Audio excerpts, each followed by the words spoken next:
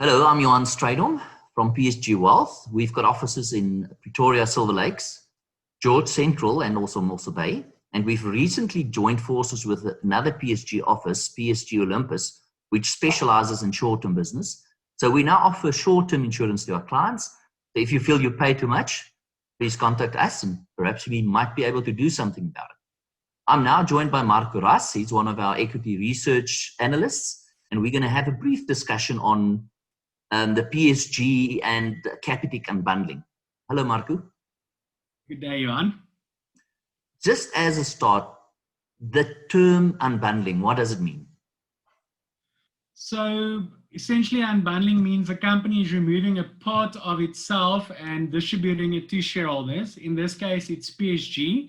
So PSG is an investment holding company, and they have a different range of investments in different companies that they own. Some are listed. And essentially, it only means that they are going to distribute some of the shares that they own in a listed company to the shareholders of PSG Group. So talk to me about the PSG Group. What kind of business is it, and where does Capitec actually fits in? So PSG Group is an investment holding company that invests mostly in South Africa.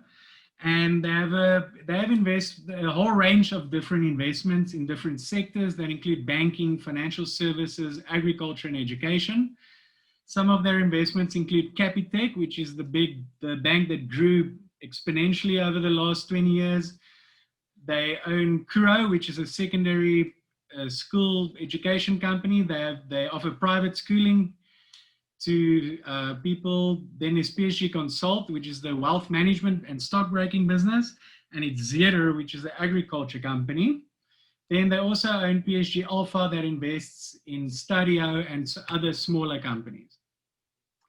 Quite a diverse business. Now, last week I got many calls from clients very concerned about the PSG share price that dropped so much.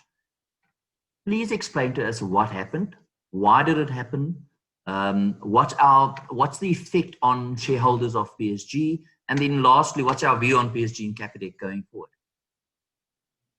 So the reason why PSG's share value dropped so much last week is because Capitec was a very big part of the PSG group, and they removed that value from the company and distributed it to shareholders. So the share price fell from 170 Rand to about 40 Rand. And this seems concerning to people, but they don't need to be concerned because they will actually receive the Capitec shares in their portfolios, which already happened. And the Capitec shares that they receive will make up for that lost value in the PSG share price.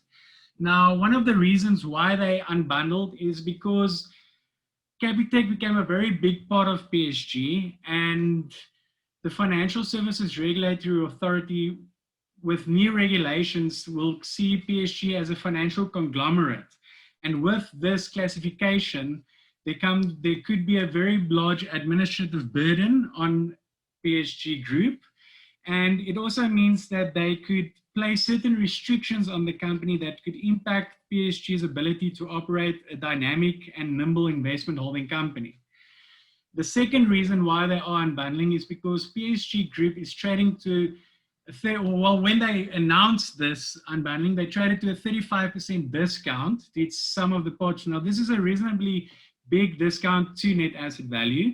And by actually removing the Capitec shares and distributing it to the shareholders, the shareholders would own the Capitec shares at the market price and not at a discount. So essentially, they are doing a value unlock by removing Capitec and distributing it to the shareholders.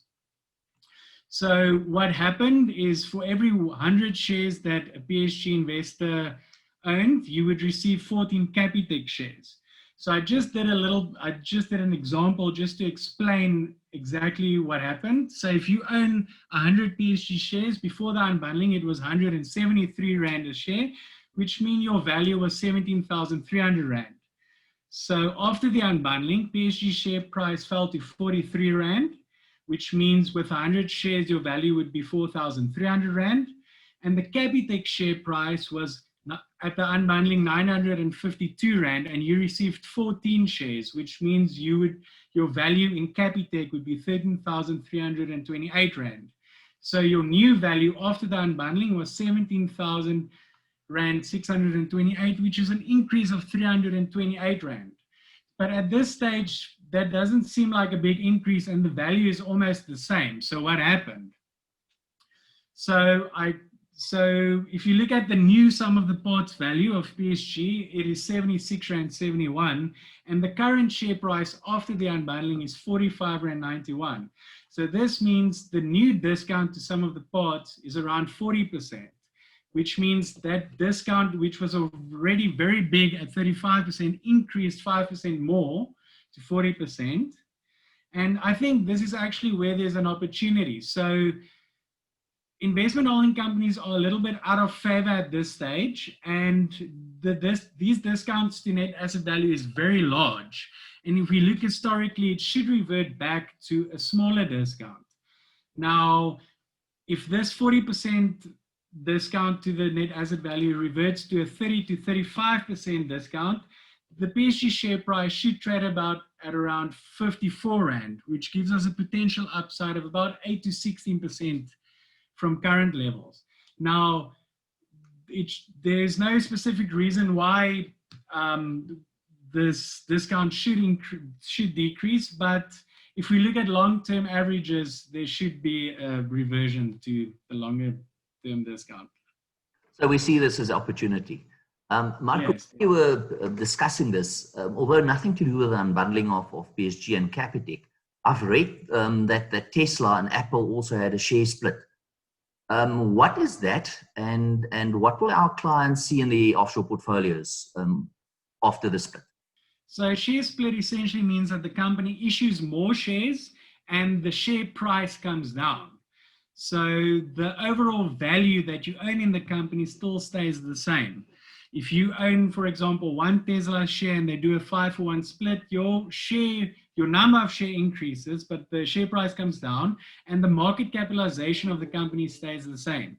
Now, the reason why they do this is because at a current share price of around $1,200, it becomes very expensive for smaller investors and sometimes impossible for some people to buy shares in the company. So they just want to make it a little bit easier for smaller investors to as well buy the shares. Thank you, Marco, for the discussion. If a client needs to talk to you, where can they get hold of you? So they can phone our office at 012-809-9600. Thank you very much.